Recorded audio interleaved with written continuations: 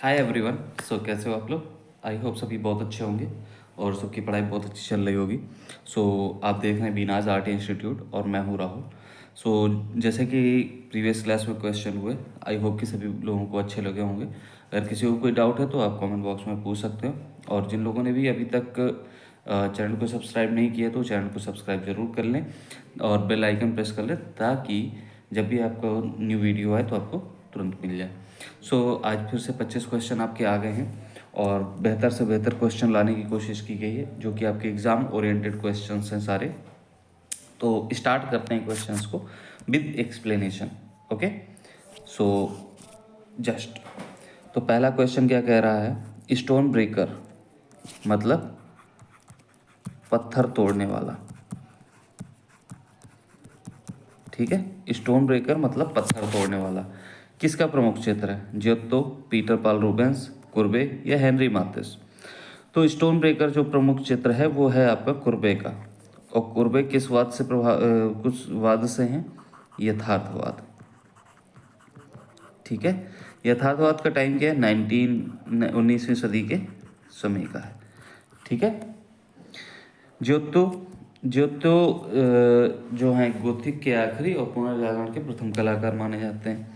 Peter पाल Rubens ये baroque को represent करते हैं, बरोक कला को। ठीक है, बरोक कला को रिप्रेजेंट करते हैं। इनका पेरिस का न्याय काफ़ी फेमस है, पेरिस का न्याय। इसके अलावा इनकी द होली फैमिली इनकी भी है। अब द होली फैमिली से मैं कुछ और चीज़ें बता देता हूँ, जस्ट अ सेकेंड रुकिए। पीटर पाल रूबेंस बरोक, ठीक है, पेरिस का न्याय। अब देखिए the Holi family, the Holi family से आप एक चीज़ याद कर सकते हो। द होली फैमिली एक तो माइकल एंजेलो का हो गया। किसका हो गया? माइकल एंजेलो, ये तो सबको पता होगा। और ये द होली फैमिली आपके पीटर पाल रूबेंस का भी है। ठीक है, द होली फैमिली। और इंडिया में किसका है होली फैमिली? केवल होली फैमिली मतलब पवित्र परिवार। इसका मतलब क्या हुआ हिंदी में? पवित्र परिवार। किसका है? वो है नित्यानंद महापात्र। नित्यानंद महापात्र। ठीक है, तो होली फैमिली से जो क्वेश्चन बन सकते थे वो मैंने आपको बता दिए। इसके अलावा नित्यानंद महापात्र पवित्र परिवार के अलावा भिक्षुक परिवार भी है। ठीक है, भिक्षुक परिवार, तो दोनों ही हैं। ठीक है, आगे देख लेते हैं। कुर्बे आपको बता दिया। हेनरी माथिस ये फाववाद को रिप्रेजेंट करते हैं, फाविज्म। ठीक है, फाववाद को रिप्रेजेंट करते हैं। इनकी एक काफ़ी फेमस है कृति, जॉय ऑफ लाइफ, जीवन का आनंद। जीवन का आनंद। ठीक है, हरी पट्टी। ठीक है, उसके अलावा लाल चित्रकला कारकच, द रेड स्टूडियो भी बोला जाता है इसको। ठीक है, आई होप कि सारी चीज़ें आप लोगों को क्लियर हो गई होंगी। आगे बढ़ते हैं। पोस्टर और होर्डिंग विज्ञापन है। पोस्टर और होर्डिंग विज्ञापन क्या है? ठीक है, परिवहन, बाह्य विज्ञापन, इलेक्ट्रॉनिक माध्यम और डिजिटल। अब हम इसको समझेंगे एक एग्जाम्पल के थ्रू। परिवहन में जो विज्ञापन होता है, ठीक है, वो एक तो जैसे बस वगैरह है या किसी में है तो उसमें एक विज्ञापन होता है। ठीक है, एक होता है आपका बाह्य विज्ञापन, एक होता है इलेक्ट्रॉनिक। इलेक्ट्रॉनिक क्या होता है? जैसे कि किसी डिजिटलाइज्ड प्लेटफॉर्म पे हो या टीवी पे हो या किसी इलेक्ट्रॉनिक फॉर्म में हो। जैसे आजकल आप लोगों ने देखा होगा कि स्ट्रीट्स पे बड़ी बड़ी टीवियाँ लग गई हैं या स्क्रीन्स लगी हुई हैं, उन पे काफ़ी एडवर्टीजमेंट होता है, तो उसको भी इसमें काउंट कर सकते हो। डिजिटलाइज्ड माध्यम मतलब जो कि टीवी हो गया, सोशल मीडिया हो गया, ठीक है, ये सब हो गए। परिवहन जैसे कि किसी मेट्रो पे कर सकते हो, मेट्रो वगैरह पे हो गया। मेट्रो जो मेट्रो ट्रेन्स होती हैं उन पे एडवर्टीजमेंट होता है, ट्रेन्स के ऊपर होता है। ठीक है, या आप बोल सकते हो बसेस के ऊपर होता है। ठीक है, इस तरीके का। और बाह्य विज्ञापन जैसे कि पोस्टर और होर्डिंग, ये आपको जब रोड से गुजरे तो साइड में एक होर्डिंग लगी हुई है, पोस्टर्स लगे हुए हैं, तो ये किसके अंतर्गत आ जाएगा? पोस्टर और होर्डिंग, ये बाह्य विज्ञापन के अंतर्गत आ जाएगा। तो दूसरा आंसर राइट है। अगला चलते हैं, जस्ट अ सेकेंड, सॉरी। हाँ, अगला क्वेश्चन क्या कह रहा है? किस शैली के प्रवर्तक वास्तुकार रॉबर्ट द कोटी व जिलैस मेरी ओपन अर्थ हैं? किस शैली के प्रवर्तक वास्तुकार रॉबर्ट द कोटी व जिलैस मेरी ओपन अर्थ हैं? रोकोको के, बरोग लिख गया, बरोक होगा, रोमनस या गोथिक। तो ये रॉबर्ट द कोटी और जिलैस मेरी ओपन अर्थ जो हैं वो हो जाएंगे आपके रोकोको के। ठीक है, आफ्टर द बरोक, बरोक के बाद रोकोको का जन्म हुआ था। ठीक है, आगे बढ़ते हैं। संयोजन के सिद्धांत होते हैं, कितने होते हैं? 4, 6, 2, 5। तो संयोजन के सिद्धांत पूछे, षडांग पूछे, ठीक है, या कला के तत्व पूछे, कला तत्व, ये सब हो जाएंगे आपके 6। तो राइट आंसर इज 6। अब ये सिद्धांत, संयोजन के सिद्धांत कौन कौन से 6 होते हैं? एक याद कर लीजिए सा, और दूसरा याद कर लीजिए प्रा। ठीक है, अब इनसे कैसे, सा और प्रा से क्या निकलेगा? सा से संयोजन, सहयोग, सामंजस्य। ठीक है, प्रा से प्रभाविता, प्रवाह और प्रमाण। ठीक है, अब ये जो प्रवाह है, प्रवाह जो है इसी को या तो लय बोल दो। ठीक है, इसी को आप लय भी बोल सकते हो, रिदम भी बोल सकते हैं इंग्लिश में। ठीक है, तो सा से संयोजन, सहयोग, सामंजस्य, प्रा से प्रभाविता, प्रवाह और प्रमाण। तो ये आपके 6 हो गए सिद्धांत। ठीक है, आगे चलते हैं। अगला क्वेश्चन क्या कह रहा है? तैल रंग में चित्रण किया जाता है, dark to light, light to dark, plain, या इनमें से कोई नहीं। तो तैल रंग में जो चित्रण किया जाता है वो डार्क टू लाइट फेस की तरफ किया जाता है, गहरे से हल्के की तरफ। ठीक है, और तैल रंगों की खोज कब किसने की? जॉन वॉन आइक। ठीक है, या आइक ब्रदर्स भी बोल सकते हो, आइक ब्रदर्स, 15वीं सेंचुरी, 15वीं सदी में। ठीक है, आई होप चीज़ें क्लियर होंगी। और ये थे कहाँ के? ये थे आपके नीदरलैंड, नीदरलैंड। ठीक है, या आप इनको डच भी बोल सकते हो, या हॉलैंड भी बोल सकते हो, तीनों एक ही जगह का नाम है। ठीक है, आगे चलते हैं। अगला क्वेश्चन क्या कह रहा है हमसे? कौन सा भाग स्तंभ के अंतर्गत नहीं आता है? लाट, परगहा, चौकी या हर्मिका? तो लाट जो है ये बिल्कुल आता है स्तंभ के अंतर्गत, परगहा भी आता है, चौकी भी आती है, जबकि हर्मिका नहीं आता है। ये किसका भाग है? ये स्तूप का भाग है। ठीक है, अब जैसे एक रफली मैं बता देता हूँ, ये स्तूप बना हुआ है। ठीक है, स्तूप बना हुआ है जिसमें ये चीज़, ये, ठीक है, एक यहाँ पे इस तरीके से होता है ये। ठीक, तो ये होती है आपकी हर्मिका। ठीक है, ये आपका चौकोर, ये आपकी रेलिंग वेदिका जो है, प्रतीक्षा पथ हो गए ये। ठीक है, तो इस तरीके से आपका कुछ बना होता है, जिसमें से ये तो आपका प्रतीक्षा पथ हो गया। ठीक है, प्रतीक्षा पथ, और एक ये मेन जो हो गया गेट, ये हो गया आपका तोरण द्वार। ठीक है, तोरण द्वार हो जाएगा। ये जो हिस्सा है इसको हम मेदी बोल देते हैं। ठीक, मेदी बोल दो या चबूतरा बोल दो। ठीक है, ये हो गया आपका ये जो पिलर ऐसा खड़ा है, ये चौकोर, ये हो गया आपका आयत। क्या हो गया? आयत। जबकि ये हो गया आपका ये हो गया आपका अंडभाग। ठीक है, और जो जा रहा है इसको बोल देंगे, इसको, ये हो गया छात्र। और ये जो तिकोना निकला है ये चीज़, ये होगा आपका दंड। तो कुछ इस प्रकार से होता है। तो हर्मिका जो है स्तूप का पार्ट है। ठीक है, और इसे पवित्र भाग भी बोलते हैं। हर्मिका को पवित्र भाग बोलते हैं स्तूप का। ठीक है, आई होप चीज़ें क्लियर हो गई होंगी। आगे बढ़ते हैं। नेक्स्ट क्वेश्चन क्या कह रहा है, बिजुका श्रृंखला किस कलाकार द्वारा बनाई गई? हरिहर लाल मेड़, बद्रीनाथ आर, अवधेश मिश्र या शैल जोहर? बिजुका श्रृंखला बहुत फेमस है, ठीक है। और बिजुका रिटर्न्स, बिजुका रिटर्न्स ये भी आपकी, ये किसकी हो जाएगी? अवधेश मिश्र की।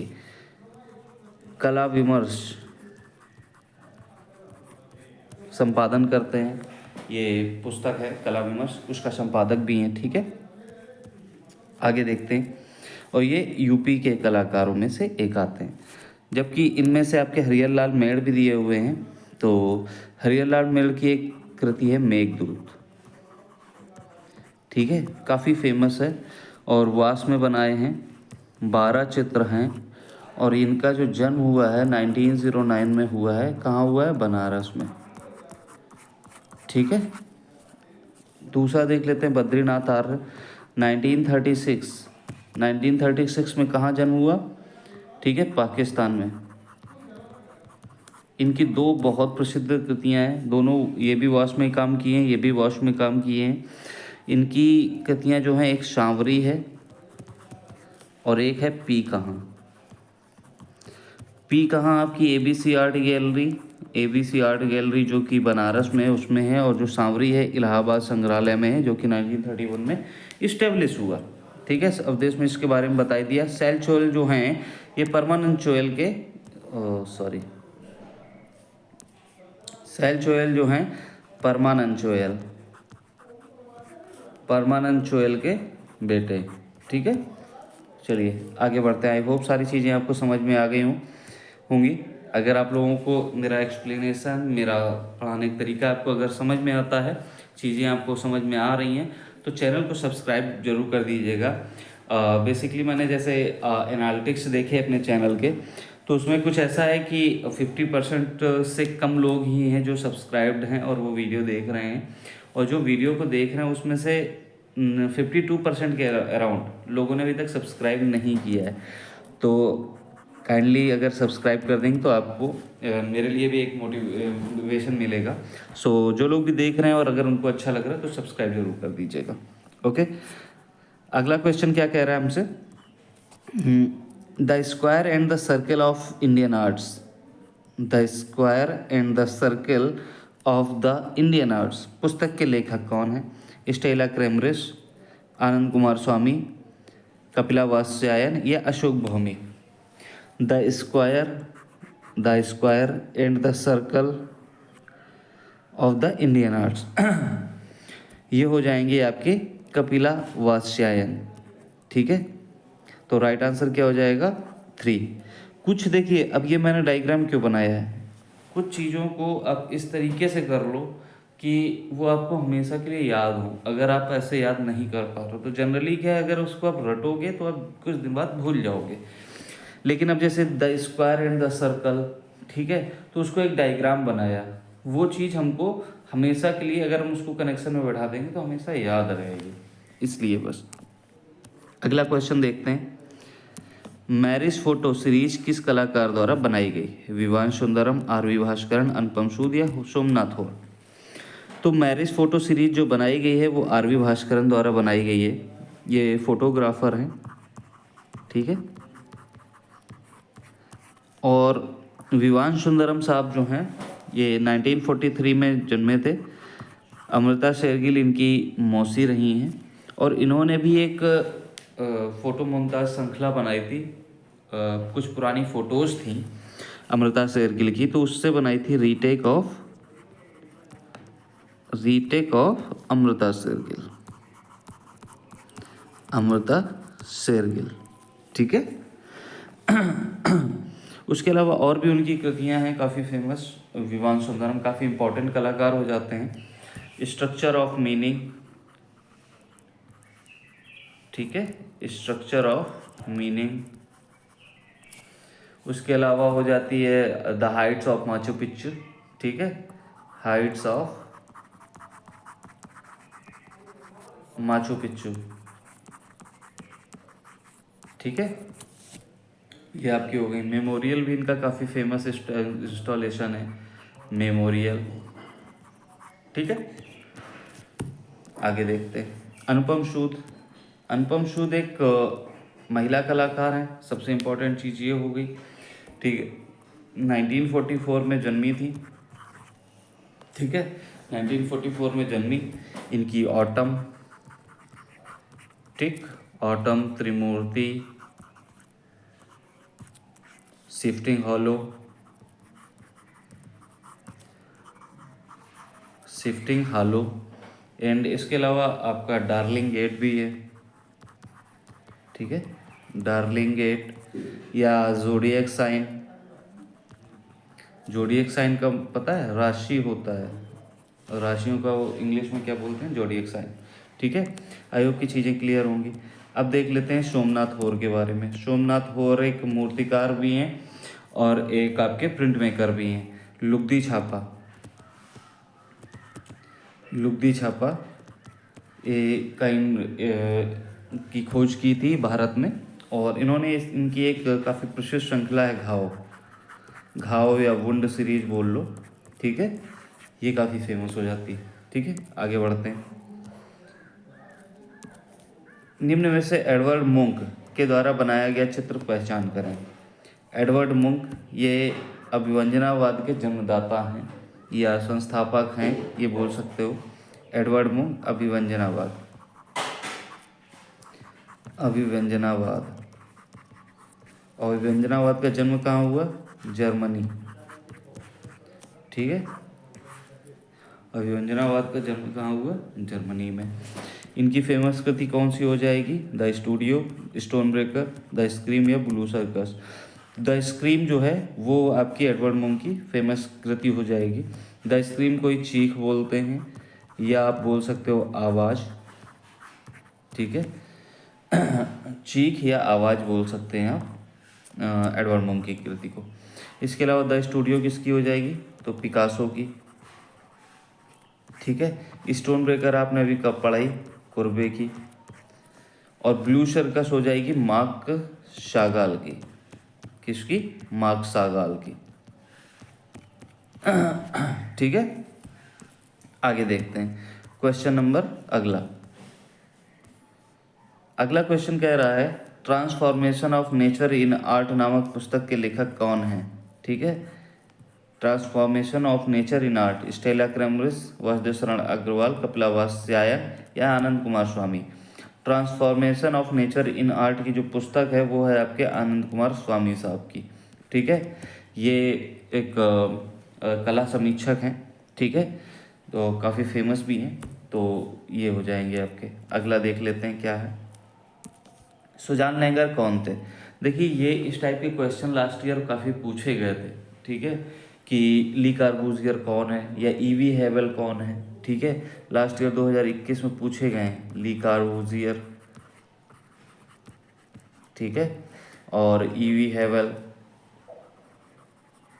कौन है, तो उसी प्रकार से ये भी क्वेश्चन है। ठीक है, तो ये क्वेश्चन इस प्रकार ये डालने का मतलब केवल ये है कि आपकी समझ भी डेवलप हो। अगर किसी आर्टिस्ट को पढ़ रहे हो तो बेसिक नेचर क्या है कि हमको जानना कि आखिर वो है क्या या वो क्या करता है। ठीक है, जैसे बामगार्डन है तो वो सौंदर्य शास्त्री हैं। ठीक है, तो इस टाइप से उनके पर्टिकुलर प्रोफेशन को जानना, प्रोफेशन के अंदर वो क्या चीज़ करते थे। वो आर्टिस्ट थे, मूर्तिकार थे, फोटोग्राफर थे, व्यंग्य चित्रकार थे। ठीक है, तो या कार्टूनिस्ट थे। तो इस तरीके की चीज़ों को हम लोग नज़रअंदाज ना करके उन चीज़ों पे फोकस करेंगे। ओके, तो ली कार्बूजियर आपका वास्तुकार था। ठीक है, चंडीगढ़ का। क्लियर, तो यहाँ पे आ जाते हैं सुजान लैंगर कौन था, तो ये हो जाएंगे एक सौंदर्य शास्त्री। ठीक है, तो राइट आंसर इज 4। आगे देख लेते हैं अगला क्वेश्चन क्या कह रहा है। अगला question, Jallianwala Bagh symbol of अर्ज फ्रॉम फ्रीडम नामक चित्र का चित्रकार का नाम बताइए। FN सूजा, प्राणनाथ मांगो, विमल दास गुप्ता या KS कुलकर्णी। तो इसका जो राइट आंसर हो जाएगा प्राणनाथ मांगो। प्राणनाथ मांगो वही हैं जिनका जन्म 1923 में हुआ। कहाँ हुआ, पाकिस्तान में। ठीक है, जलियांवाला बाग तो इनकी काफ़ी फेमस है ही, उसके अलावा इनकी है कैचिंग फिश, ठीक है, ये भी फेमस है। सिएस्ट्रा है, सिएस्ट्रा भी फेमस है। उसके अलावा पश्चिम बंगाल केनिन, पश्चिम बंगाल केनिन, ठीक है। शोक हो गई, फेयरवेल हो गई, काफ़ी फेमस है, ठीक है। आई होप की चीज़ें आपको क्लियर होंगी। और ये किस कलाकार को, किस कला ग्रुप को रिप्रेजेंट करते थे, तो हो जाएगा आपके दिल्ली शिल्प चक्र, दिल्ली शिल्प चक्र।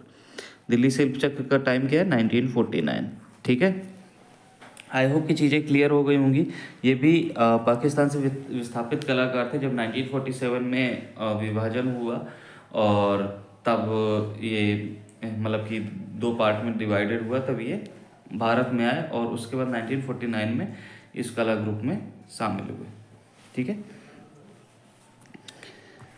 ओके, तो ये क्लियर हो गया, ठीक है। और सुजा, ये हो जाएंगे पैक ग्रुप के कलाकार, पैक ग्रुप के कलाकार, ठीक है। के एस कुलकर्णी, ये आपके शिल्प चक्र को ही रिप्रेजेंट करते हैं, दिल्ली शिल्प चक्र को, ठीक है। आगे बढ़ते हैं। अगला क्वेश्चन क्या है, गेट्स ऑफ पैराडाइज, ठीक है। गेट्स ऑफ, स्वर्ग का दरवाजा जिसे बोल सकते हो हिंदी में, ठीक है। स्वर्ग का दरवाजा है गेट्स ऑफ पैराडाइज से संबंधित कलाकार है रोंदा, गिबर्ती, मसाचियो या ब्रूनालेसी। तो गेट्स ऑफ पैराडाइज के लिए जाने जाते हैं आपके लोरेंजो गिबर्ती, लोरेंजो और गिबर्ती तो लिखा ही है, समझ गए होगे। तो लोरेंजो गिबर्ती की है गेट्स ऑफ पैराडाइज, लेकिन इसी कला से, गेट्स ऑफ पैराडाइज से ही प्रभावित होकर के रोडिन जो कि महान मूर्तिकार हैं, इन्होंने गेट्स ऑफ हेल बनाई, ठीक है। गेट्स ऑफ हेल मतलब नर्क का द्वार, ये हो गया गेट्स ऑफ पैराडाइज मतलब स्वर्ग का द्वार, और ये हो गई आपकी गेट्स ऑफ हेल जो कि हो गया नरक का द्वार। जो किसने बनाई, रोंदा ने या रोदिन भी बोल देते हैं, ठीक है। मसाचियो की एक काफ़ी है famous tribute money, tribute money. उसके अलावा द ट्रिनिटी काफ़ी फेमस है, ठीक है। आई होप चीज़ें क्लियर हो गई होंगी। अगले क्वेश्चन की ओर हम रुख करेंगे। पल्लव वंश की राजधानी थी, पल्लव वंश की राजधानी थी महाबलीपुरम, कांचीपुरम, बादामी या हम्पी। ये जो महाबलीपुरम है, महाबलीपुरम के रथ मंदिर, ठीक है, ये किस वंश में बने, पल्लव वंश में, ठीक है। इसके अलावा यहाँ पे शोर टेम्पल, गंगा अवतरण, और जो ये रथ मंदिरों का टॉपिक था वो था महाभारत, ठीक है। युधिष्ठिर, अर्जुन, द्रौपदी, इन सभी लोगों के रथ बने हुए थे, रथ मंदिर थे, ठीक है।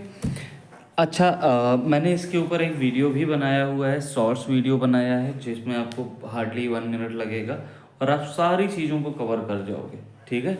उस पर्टिकुलर महाबलीपुरम से जो जो चीज़ें हैं उन सभी चीज़ों को अच्छे से समझ जाओगे। और सेकेंडरी होता क्या है कि उसे याद किया आपने, ठीक है, याद किया, हो सकता है एक बार भूल जाए, लेकिन जब हम किसी मूवी की तरीके किसी चीज़ को देखते हैं या वीडियो फॉर्म में देखते हैं तो शायद नहीं भूलते हैं, ठीक है। जैसे कि आप मूवीज़ देखते होगे लंबे समय तक याद रहती होंगी, तो उसी तरीके ये भी है। तो मैंने वीडियो फॉर्म में आपको महाबलीपुरम को पूरे इलेबरेट किया हुआ है, अगर उसको आप देखिएगा, और वो उसमें जितनी भी चीज़ें बताई हैं मैंने, वो सारी की सारी एग्ज़ाम में किसी न किसी रूप से जुड़ी हुई हैं। जो प्रीवियस ईयर में किसी तरीके से पूछा गया, या कब विश्व विरासत सूची में शामिल किया गया, या जो भी पूछा गया उससे रिलेटेड, तो सारी चीज़ें कवर की हैं, उसी हिसाब से मैंने उसको बनाया हुआ है। तो आप देखेंगे आपको वो चीज़ कॉपी काफ़ी हेल्पफुल रहेगा, ठीक है। पल्लव वंश की जो राजधानी थी वो थी आपकी कांचीपुरम, ठीक है। तो राइट आंसर इज कांचीपुरम, जबकि बादामी चालुक्यों की थी, ठीक है, और हम्पी विजयनगर, क्लियर, आगे बढ़ते हैं। होशंगाबाद किस नदी के तट पर स्थित है? होशंगाबाद ये आपका एक प्री हिस्टोरिक क्षेत्र है जो कि कहाँ पर स्थित है, और ये एमपी के अंतर्गत आता है। ठीक है, कहाँ आता है? एमपी के अंतर्गत। होशंगाबाद किस नदी के तट पर स्थित है? नर्मदा, कावेरी, गंगा या यमुना? तो देखो होशंगाबाद जो है आपका नर्मदा नदी तट पर है। ठीक है, तो राइट आंसर इज नर्मदा, वो आदमगढ़ की पहाड़ी पर है। नदी हो गई नर्मदा और आदमगढ़ हो गई पहाड़ी। ठीक है, यहाँ कुछ आपके चित्र प्रसिद्ध हैं। जिराफ समूह, ठीक है, उसके बाद आपका हो गया मोर तथा वन देवी,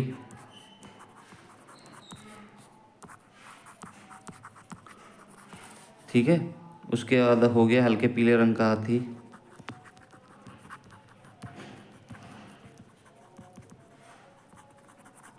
जंगली भैंसा। ठीक है, तो ये कुछ आपके चित्र हो जाते हैं जो मिलते हैं इम्पोर्टेंट। उसके अलावा इसकी खोज किसने की? मनोरंजन घोष ने। कब की? जब एस राजा का जन्म हुआ। तो जन्म कब हुआ था? 1922 में। ठीक है, आई होप की चीज़ें क्लियर होंगी। और जो कावेरी है तो यहाँ इसमें जो है सित्तनवासल के इसके किनारे, सित्तनवासल की जो गुफाएं हैं भित्ति चित्रण की, तो वो कावेरी नदी के किनारे हैं। ठीक है, सित्तनवासल। आई होप चीज़ें क्लियर होंगी, आगे बढ़ जाते हैं। मध्य शांति निकेतन में हिंदू संत के भित्ति चित्रों का निर्माण किसने किया था? शांति निकेतन में हिंदू संत के भित्ति चित्रों का निर्माण किसने किया था? के.जी. सुब्रमण्यम, विनोद बिहारी मुखर्जी, सतीश गुजराल या आर.एन. टैगोर? देखो भित्ति चित्रण के लिए प्रसिद्ध थे विनोद बिहारी मुखर्जी भी हैं, भित्ति चित्रण किए सतीश गुजराल भी, के.जी. सुब्रमण्यम भी। ठीक है, सबके अपनी अपनी एक स्पेसिफिकेशन होती है, तो उस तरीके से मैंने बताया। ठीक है, अब जो शांति निकेतन में हिंदू संत के मध्यकालीन हिंदू संत के भित्ति चित्रों का निर्माण किया था, वो कहाँ किया था? शांति निकेतन के हिंदी भवन में। ठीक है, विषय था मध्यकालीन हिंदू संत। ठीक है, तो किसने किए थे? विनोद बिहारी मुखर्जी ने, जिनका जन्म कब हुआ? 1904 में हुआ। ठीक है, बेहाला नगर में, पश्चिम बंगाल में। ठीक है, पश्चिम बंगाल में हुआ। निधन कब हो गया? 1980, जब आपके कनु देसाई का भी निधन हुआ, जब आपके रामकिंकर वैच का भी जन्म हुआ, और आपके विनोद बिहारी मुखर्जी का भी उसी साल निधन हो गया। ठीक है, आई होप की चीज़ें बिल्कुल क्लियर होंगी आपके दिमाग में। इनकी एक आत्मकथा है जिसको बोलते हैं चित्रकार। आत्मकथा, ठीक है, इनके ऊपर एक फिल्म बनी। ये एक तो अंधे कलाकार, हाँ अंधे कलाकार थे। ठीक है, अंधे होने के बावजूद ये बहुत अच्छा भित्ति चित्रण करते थे। तो आप समझ सकते हैं वो किस तरीके के भित्ति चित्रकार रहे होंगे, बहुत ही अव्वल दर्जे के थे। ठीक है, इनके ऊपर एक फिल्म बनाई गई सत्यजीत राय द्वारा। किसके द्वारा? सत्यजीत राय के द्वारा। ठीक है, क्या थी वो फिल्म? द इनर आई।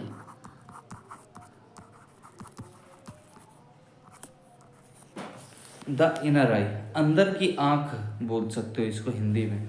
तो कहने का मतलब है कि अंदर की आंख से ये भित्ति चित्रण इतना अच्छा करते थे। अगर इनके एक्चुअल में आंखें होती, अगर अंधे कलाकार ना होते तो कितना खतरनाक आर्टिस्ट होता ये। ठीक है, इनकी वाइफ का नाम था लीला मुखर्जी, लीला मुखर्जी, और बेटी थी मृणालिनी मुखर्जी। ठीक है, मृणालिनी मुखर्जी आपको पता है मैक्रोमा टेक्निक के लिए जानी जाती हैं, और रस्सी के रेसे, ठीक है, उसके द्वारा ही वो मूर्तिकारी करती हैं। ठीक है, मैक्रोमा टेक्निक के लिए, और ये बहुत बड़ी मूर्तिकार ये भी है। ठीक है, आई होप की चीज़ें क्लियर होंगी। इनका एक चित्र है काफ़ी फेमस है, एक तो ट्री लवर हो गया, ठीक है, नेपाली दृश्यांकन है,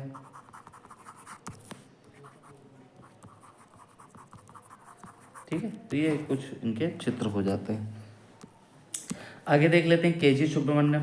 के.जी. सुब्रमण्यम साहब कब जन्मे? 1924, 2016 में इनका निधन हो जाता है। ठीक है, 2016 में आपके एस.एस. राजा का भी निधन हो जाता है। ठीक है, और जन्मे कहाँ थे? केरल में, शिक्षा कहाँ ली?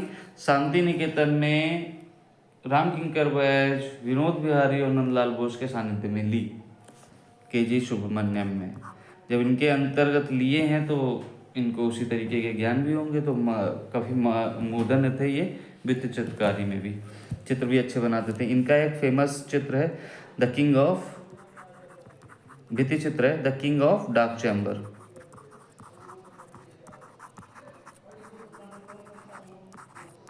The king of dark chamber, clear है? इसके अलावा इनकी खाकी चित्र श्रृंखला है, काफ़ी फेमस है खाकी श्रृंखला,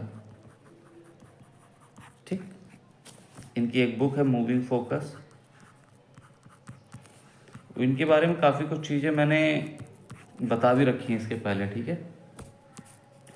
जबकि आपके सतीश गुजराल 1925 में जन्मे, ठीक है। वास्तुकार, भित्ति चित्रकार, चित्रकार, मूर्तिकार, सब काम किए इन्होंने, ठीक है।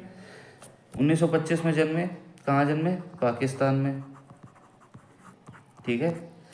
मेयो कॉलेज में शिक्षा ली पहले, फिर जे स्कूल ऑफ आर्ट में शिक्षा ली। इनकी एक मूर्ति है गणेश, ठीक है।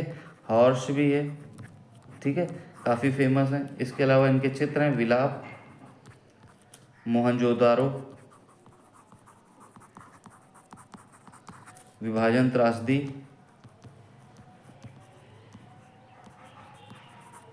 ठीक है। उसके अलावा आपका कौन है? आत्महत्या से पूर्व,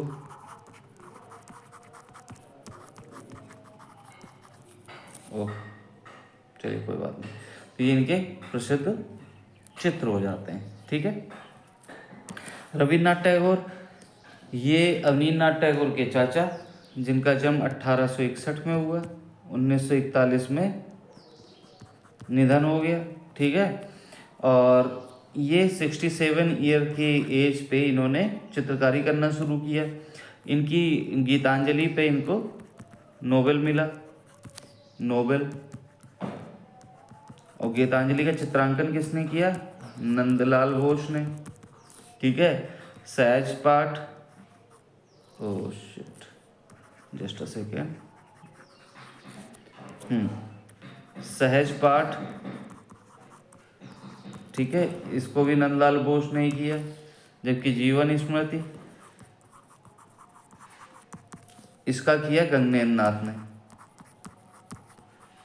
ठीक है। और इनकी थी चित्रांगदा, चित्रांगदा, चित्रांगदा पे अवनी बाबू ने, ठीक है। जब इनका 1941 में निधन हुआ तो अवनी बाबू ने एक कृति बनाई महाप्रयाण, लास्ट जर्नी और तुलिका त्यागी, ठीक है। मतलब चित्र बनाना छोड़ दिया, ठीक है। आगे चलते हैं। आई होप कि सारी चीज़ें क्लियर हो गई होंगी, और मैंने आपको इसीलिए काफ़ी एलेबरेट करके बता दिया कि कोई भी आर्टिस्ट आया तो उसके बारे में कुछ कुछ चीज़ें तो आपके रिकॉल होती रहें। आई होप कि सभी लोगों ने पढ़ लिया ये सब चीज़ें, लेकिन वो बार बार अगर उन चीज़ों को मैं आपके सामने लाता रहूँगा तो रिकॉल होती रहेंगी, इस वजह से, ठीक है। चलिए आगे बढ़ते हैं। जहांगीर कालीन भारतीय सुंदरी नामक चित्र, ठीक है, जिसे मुगल सुंदरी भी बोलते हैं, ठीक है, किस संग्रहालय में सुरक्षित है? इलाहाबाद, ब्रिटिश संग्रहालय लंदन, भारत कला भवन बनारस, या सालारजंग संग्रहालय हैदराबाद? तो राइट आंसर इज 3, भारत कला भवन में सुरक्षित है। आगे बढ़ते हैं। रॉक गार्डन किस शहर में है? दिल्ली, मुंबई, चंडीगढ़, हैदराबाद? तो रॉक गार्डन जो है आपका वो चंडीगढ़ में है, जो कि नेकचंद सैनी द्वारा बनाया गया, नेकचंद सैनी थे, ठीक है। दिल्ली में आपका वो है इंडिया गेट, ठीक है, इंडिया गेट।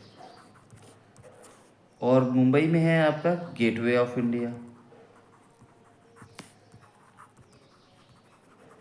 ठीक है। दोनों में बहुत माइनर सा अंतर है, gateway of India in Mumbai और इंडिया गेट इन दिल्ली। ठीक है, तो इंडिया गेट का वास्तुकार कौन है? लुटियंस। जबकि गेटवे ऑफ इंडिया के जॉर्ज विटेट।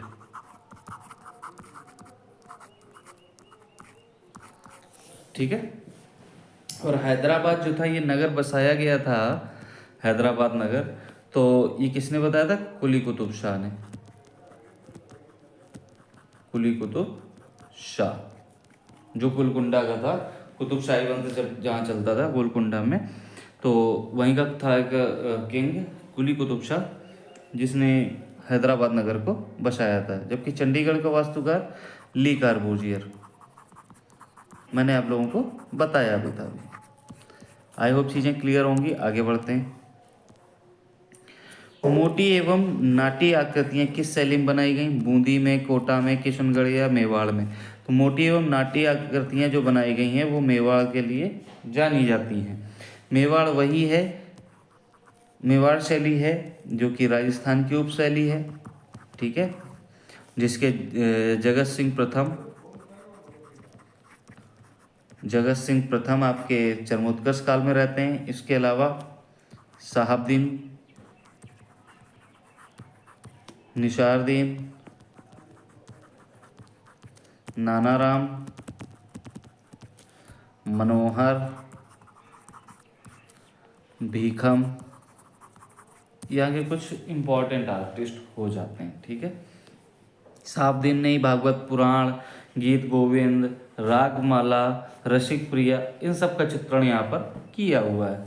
मनोहर ने किया हुआ है रामायण का, काफ़ी फेमस हो जाता है। ठीक है, और निसारुद्दीन ने चावंद रागमाला। ठीक है, आई होप की चीज़ें क्लियर होंगी। आगे बढ़ते हैं और देख लेते हैं। बूंदी का इस्टेब्लिशमेंट कब हुआ? 1342 में देवाजी ने। कोटा का 1625 में। ठीक है, किसके द्वारा? तो ये हो जाएगा माधव सिंह हाड़ा। किशनगढ़ 1609 से 1611, किसने? किशन सिंह ने। ठीक है, आई होप क्लियर होगा। 728 में बप्पा रावल, 728 में बप्पा रावल ने आपका इस्टेब्लिशमेंट किसका किया? मेवाड़ का। ठीक है, सबसे ज़्यादा पुरानी कौन सी हो जाएगी? मेवाड़ ही सबसे ज़्यादा पुरानी भी हो जाएगी। आई होप कि सारी चीज़ें क्लियर होंगी। ठीक है, चलते हैं अगला क्वेश्चन देखते हैं। अकबर ने जगत गुरु की उपाधि किसे दी थी? हरविजय सूरी, बीरबल, खाना या फैजी? तो अकबर ने जगत गुरु की जो उपाधि दी थी वो दी थी हरविजय सूरी को। तो राइट आंसर क्या हो जाएगा? 1। Harvijay Suri is the right answer. Next question देखते हैं। नाइट हिरोन पक्षी का चित्रण किस कलाकार ने किया? गोवर्धन ने, नादिर ने, होनहार ने या बालचंद ने? तो नाइट हिरोन पक्षी का जो चित्रण किया है वो आपके किया है होनहार ने। तो राइट आंसर क्या हो जाएगा? 3 होनहार। ठीक है, अगला क्वेश्चन क्या कह रहा है? चित्रकूट में राम भरत मिलाप किस शैली का चित्र है? अजमेर का है, जयपुर का है, मेवाड़ का या किशनगढ़ का है? चित्रकूट में राम भरत मिलाप जो चित्र है वो आपका है जयपुर का। ठीक है, और जयपुर के अलावा ये बनाया किसने? गुमान ने। ठीक है, और ये है कहाँ पर? राष्ट्रीय संग्रहालय। ठीक है, नई दिल्ली में। आई होप चीज़ें क्लियर होंगी। देखो एक चीज़ मैं बता देता हूँ कि जनरली क्या है कि राधा कृष्ण का ही चित्रांकन हुआ है पूरी शैली में, राजस्थानी में पूरी शैली में राधा कृष्ण का ही चित्रण हुआ है। लेकिन मैं एक ऑप्शन ऐसा बता रहा हूँ कि जैसे कि राम से रिलेटेड, भगवान राम से रिलेटेड कोई भी अगर क्वेश्चन पूछता है तो आप कोशिश करो, अगर आपको याद है तो वेल एंड गुड, नहीं याद है तो आप जयपुर लगा के चलना। ठीक है, तो आप जयपुर ही लगा के चलना, क्योंकि यहाँ पर कुछ सब्जेक्ट मैटर राम जी से संबंधित हैं। इस वजह से आपको बता रहा हूँ जयपुर से कनेक्टेड होकर के चलिएगा। बाकी जहाँ पर है तो मोस्टली आपको राधा कृष्ण से ही संबंधित मिलेगा, राग रगनियों से मिलेगा। ठीक है, जबकि किशनगढ़ एक शैली है जिसके अंदर राग रागनियों का चित्रण ही नहीं हुआ है, ठीक है। जबकि कोटा शैली जो है वो आपकी शिकारी शैली बोली जाती है, तो लोगों को जनरली लगता है कि शिकार के ही दृश्य मिले हैं केवल, लेकिन किशनगढ़ एक इकलौती शैली है जहाँ पर राग रागनियों का चित्रण हुआ ही नहीं है, ठीक है। तो आई होप कि चीज़ें आपको समझ में आ रही होंगी, और अगर आपको ये चीज़ें पहले नहीं पता थी तो आप नोट डाउन कर सकते हो, और कोई क्वेश्चन है तो आप पूछ भी सकते हैं, ठीक है। चलते हैं आगे। पैनी मूछें, गोल नासिका, कान के नीचे तक जाती कलमें किस शैली की प्रमुख विशेषताएं हैं? उनियारा, अलवर, शेखावटी या कोटा? तो पैनी मूछें जो हैं, गोल नासिका है, कान के नीचे तक जाती कलमें हैं, किस शैली की प्रमुख विशेषताएं हैं? तो ये हो जाएंगी आपकी उनियारा शैली की। उनियारा किस शैली की उपशैली है? तो यह है ढूंढार की, ढूंढार की, ठीक है। ढूंढार किसके अंतर्गत आता है? राजस्थान के अंतर्गत आता है। कछवा वंश था यहाँ पर, ठीक है। इसके अंतर्गत 4 शैलियाँ आती हैं, जयपुर, अलवर, उनियारा और चौथी शेखावटी, ठीक है। तो ये 4 शैलियाँ आपकी आती हैं। अगला क्वेश्चन देखते हैं। अगला क्वेश्चन क्या कह रहा है? त्रिविक्रम का संबंध किस गुफा से? बाघ से, अजंता से, एलिफेंटा से या बादामी से, ठीक है। तो त्रिविक्रम का जो संबंध है वो आपका बादामी से है। तो ये यहाँ का एक वो चित्र मिलता है। इसके अलावा यहाँ पर शिव विवाह, ठीक है, शेषाशाही विष्णु,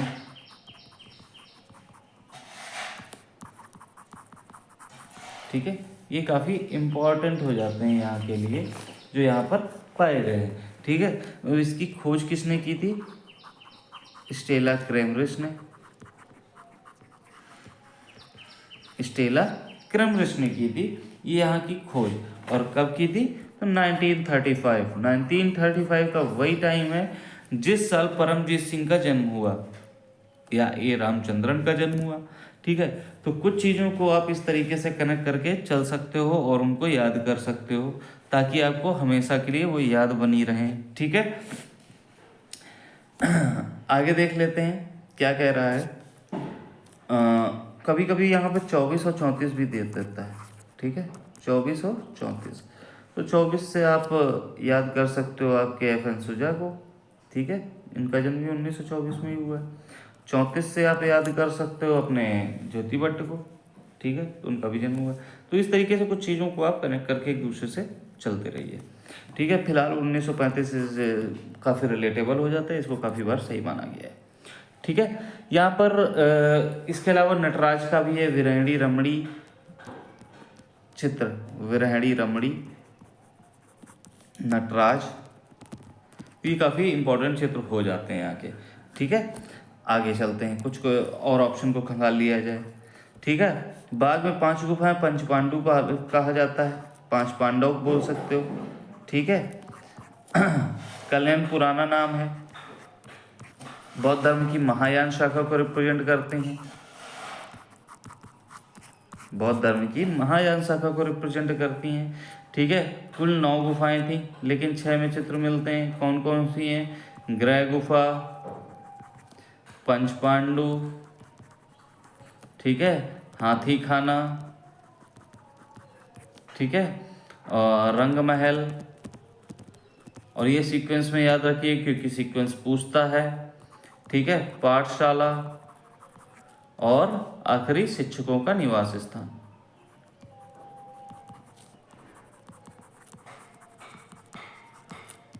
क्लियर, ठीक है। अजंता आपको पता ही है,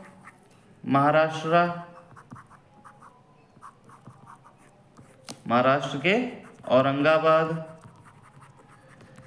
कितनी गुफाएं हो जाती हैं? 30, और सारी के सारी बौद्ध धर्म को रिप्रेजेंट करती हैं, जहाँ पर 9, 10, 19, 26 और 29 आपकी चैत्य हो जाती हैं। Rest of the caves are vihara गुफा। चैत्य क्या है आपका?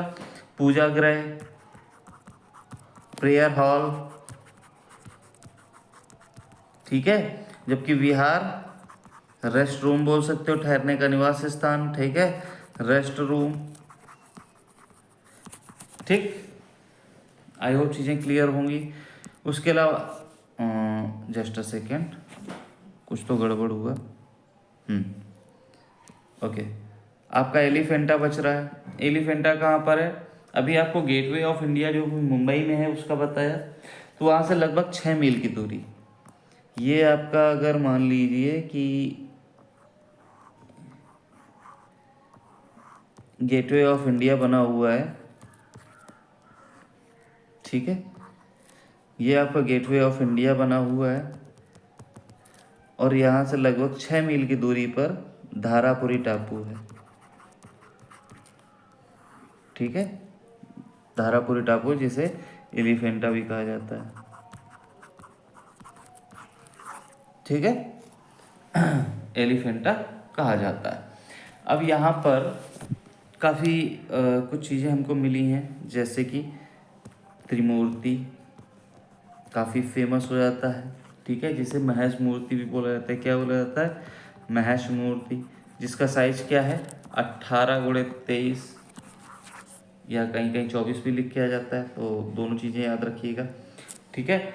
और उसके अलावा यहाँ पर नटराज की मूर्ति है, नटराज की मूर्ति हो गई। शिव पार्वती विवाह भी हो गया। यहाँ पर मूर्तियाँ ही मिली हैं आपको, ठीक है। और ये पूरी जो गुफा है ये शिव जी को समर्पित है। किसको समर्पित है? भोलेनाथ को, शिव जी को, ठीक है। अच्छा, एलिफेंटा जो थी इसको 1987 में यूनेस्को की विश्व धरोहर सूची में शामिल किया गया, ठीक है। आई होप कि सारी चीज़ें आपको क्लियर होंगी। अगला क्वेश्चन है, हीगल के अनुसार ललित कला में सबसे निम्न कला है। हीगल ने एक सीक्वेंस दिया है जो कलाओं का, जिसमें उन्होंने सर्वोत्कृष्ट कला और निम्न कला सबको डिफाइन किया हुआ है। वो क्या है? वो है काव्य, संगीत, चित्र, मूर्ति और स्थापत्य, ठीक है। तो इनके हिसाब से काव्य जो है सर्वोत्कृष्ट कला है, संगीत उसके बाद, चित्र उसके बाद, मूर्ति उसके बाद और स्थापत्य सबसे निम्न कला हो जाएगी। तो यहाँ पूछा क्या है, सबसे निम्न कला कौन सी है? तो स्थापत्य इज द राइट आंसर, ठीक है। तो आई होप कि सारी चीज़ें आपको क्लियर होंगी, सब कुछ सही समझ में आया होगा। और कोई भी कन्फ्यूज़न है तो आप हमें कमेंट बॉक्स में बता सकते हैं, और कमेंट में ज़रूर बताइएगा कि आपको क्लास कैसी लगी, और कमेंट ज़रूर करिएगा। अगर वीडियो अच्छा लगा हो तो चैनल को सब्सक्राइब, लाइक करना बिल्कुल भी मत भूलें, ठीक है। चलते हैं, मिलते हैं अगली क्लास में। Thank you.